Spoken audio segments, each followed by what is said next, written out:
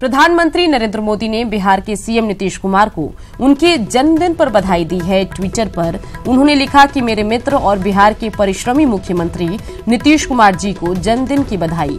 नीतीश जी के लगन की वजह से बिहार का सालों के कुशासन की छाया से बाहर निकलना सुनिश्चित हुआ। उनके जनहितकारी शासन ने लोगों की जिंदगियों को छुआ है। मैं नीतीश जी के लंबे और स्वस्थ जीवन की कामना करता हूं। बीजेपी अध्यक्ष अमित शाह ने भी बिहार के सीएम नीतीश कुमार को जन्मदिन की बधाई दी। शाह ने ट्विटर पर लिखा कि बिहार के मुख्यमंत्री नीतीश कुमार जी को जन्मदिन की हार्दिक शुभकामनाएं। आप सदैव स्वस्थ रहें और निरंतर बिहार के विकास और कल्याण के प्रति सेवार्थ रहें, ऐसी ईश्वर से कामना करता हूं।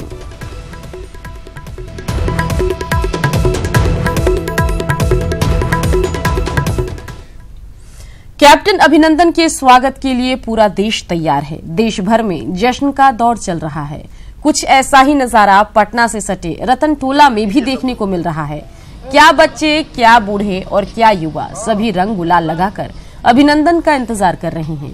फौजियों के इस गांव में मन रहे जश्न का जायजा लिया न्यूज 18 संवाददाता अमित कुमार ने।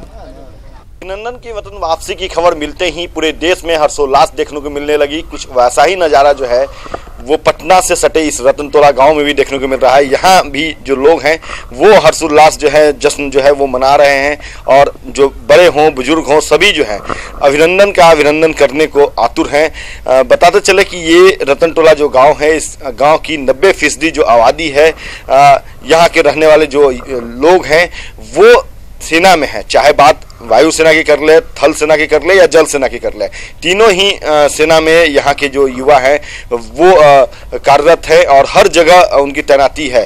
तो ये तमाम जो लोग हैं इस बात को लेकर के बेहद खुश हैं कि यहाँ पे जो अभिनंदन वापस अपने वतन आ रहा है, इसको लेकर के यहाँ देख सकते हैं कि होली जो है वो अभी से खेला जा रहा है। जो युवा जो हैं अपने बुजुर्ग के अपने जो अभिभावक हैं उनको अबीर लगा करके अभिनंदन कर रहे हैं, जश्न मना रहे हैं। तो ये बता रहा है कि देश जो है वो अपने वीर सपूत, अपने जाबाज लाल जो अभिनंदन है उनके स्वागत के लिए किस तरह से तैयार है। और अभी से यहाँ पे जो होली का जो तस्वीर है, होली का जो नज़ारा है वो देखने को मिलने लगा है। कुछ लोग हैं उनसे भी बात कर लेते हैं।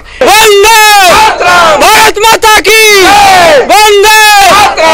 जाने के लिए तैयार है हम लोग पाकिस्तान से लड़ने के लिए। आप बताइए, अभी तैयारी कर रहे हैं फौज में? जी, हम लोग भी तैयारी करते हैं जाने के लिए और उत्सुक हैं जाने के लिए, ठीक पाकिस्तान के साथ लड़ने के लिए, हर चीज़ करने के लिए।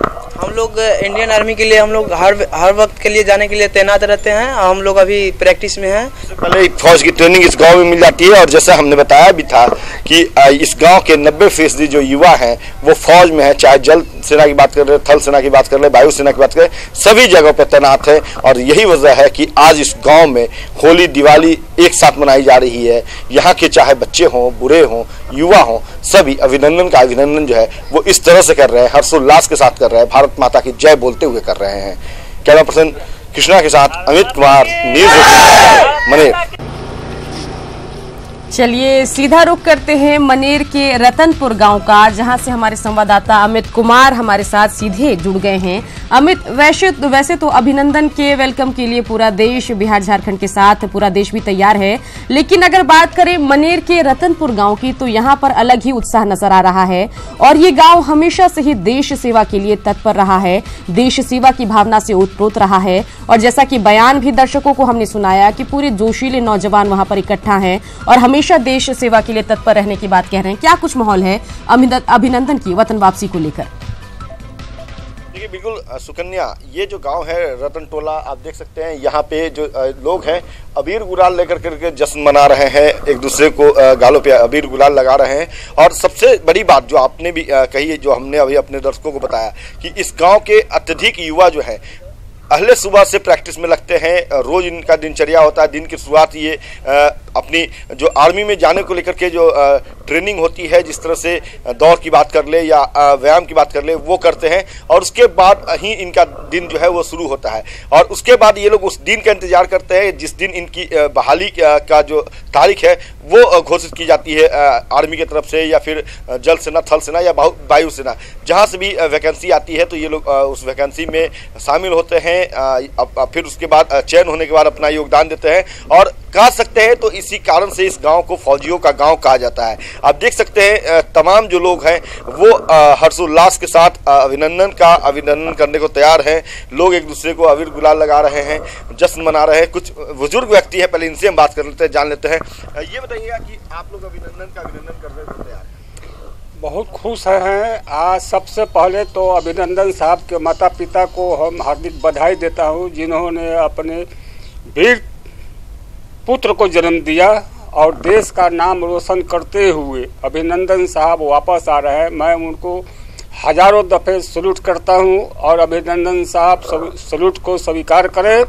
और हमारा गांव जो है पूरा फौजी है, यहाँ पर हम लोग रिटायरमेंट कम से कम 300 से ऊपर हैं। बाकी जवान जो अभी फौज में हैं उनका अभी हमारे पास कम से कम 400-500 से ऊपर हैं। और हर भर्ती में कम से कम 5 लड़का 4 लड़का हमेशा सिलेक्शन होकर के भर्ती हो जाता है। बिल्कुल भर्ती होता है। आप बताइएगा जिस तरह से भारत सरकार की नीति रही, रणनीति रही और उस रणनीति के तहत ही अभिनंदन जो है वापस आ रहे हैं, तो निश्चित तौर पे कहीं न कहीं अभिनंदन की वतन वापसी की तो आप लोग जश्न मना रहे हैं। भारत सरकार की जो नीति रही है उसकी जितनी तारीख जो हमारे देश के नेता लोग का है, सरकार का नियम और जिस ढंग से चल रहा है, बहुत हम लोग खुश हैं। हमारा पूरा इंडिया में माहौल बहुत खुशहाली के चल रहा है। और अभिनंदन जी अभी आ रहे हैं, उनको मैं हजारों बार नमस्कार करूंगा। और आप बताइए इस तरह से अभिनंदन वापस आ रहे हैं, वतन आ रहे हैं वापस। अभिनंदन को मेरे तरफ से बार बार अभिनंदन। हम लोग जब से टीवी के चैनल से हम लोगों को पता चला कि भारतीय वायुसेना के विंग कमांडर अभिनंदन पाकिस्तान के जहाज को पीछा करते हुए पाकिस्तान के सीमा में चले गए और वो कैद हो गए। टीवी के चैनल से ये पता चला कि अपने देश की सिक्योरिटी और सुरक्षा के लिए उन्होंने अपने कोई भी डॉक्यूमेंट्स को पाकिस्तानियों के हाथ नहीं लगने दिया और बहादुरी से डट करके जो है जवाब देते रहे और बिल्कुल डरे नहीं।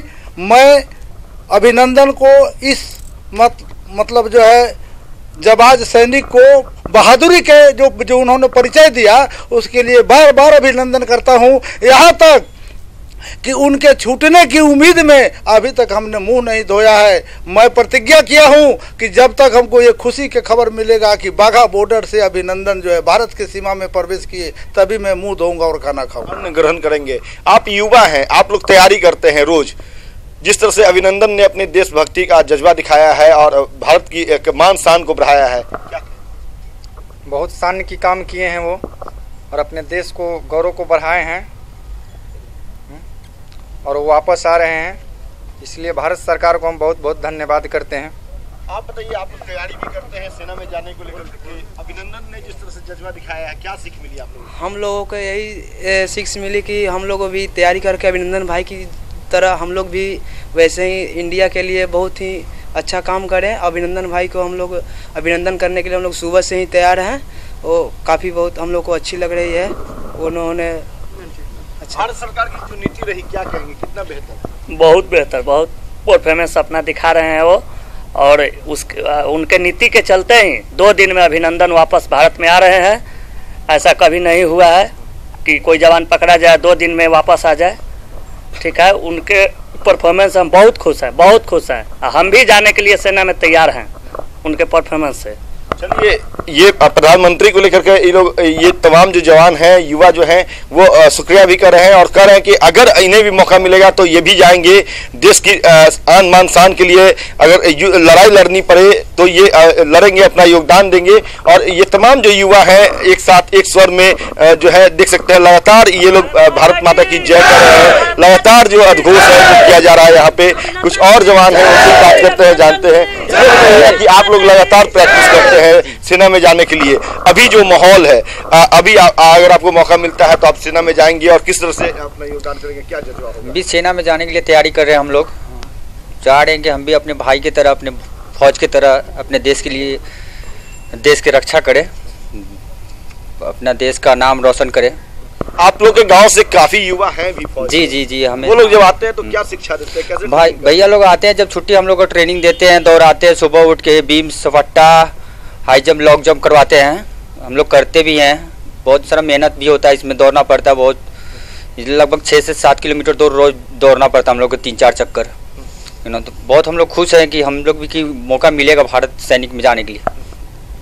बिल्कुल मौका मिलेगा तो भारत के सेना में ये शामिल होंगे और अपने देश का परचम लहराएंगे। और जिस तरह से अभिनंदन ने देश के आन बान शान को रखा है, उसी तरीके से ये सेवा देने की बात कर रहे हैं, तो निश्चित तौर पे सुकन्या समझ सकती है कि ये वो माटी है, ये वो जगह है जहां से जो फौज है वो निकलते हैं। और इस तरह से जो युवा आज यहाँ खड़ा होकर भारत माता की जय कर रहे हैं, ये आने वाले दिनों में इनमें से भी जो युवा है वो सेना में जाएंगे और भारत की मान शान को बरकरार रखेंगे। और चूंकि इस गांव के 90% जो युवा हैं वो सेना में ही हैं, तो इसी कारण से यह गांव जो है फौजियों का गांव कहा जाता है। और ये तमाम जो युवा हैं वो अपने बड़े भाइयों को अपना आदर्श मानते हैं। और जिस तरह से गतिविधि देश में देखने को मिली है, जिस तरह से सेना ने जवाबी कार्रवाई किया है, चाहे वायुसेना की बात कर ले या फिर थल सेना की बात कर ले, जिस तरह से जवाब दिया है पाकिस्तान को, करारा जवाब, तो वो जो कार्रवाई है इन युवाओं का हौसला जो है और बढ़ाया है। और यही वजह है कि लगातार ये लोग मेहनत मशक्कत कर रहे हैं कि आने वाले दिनों में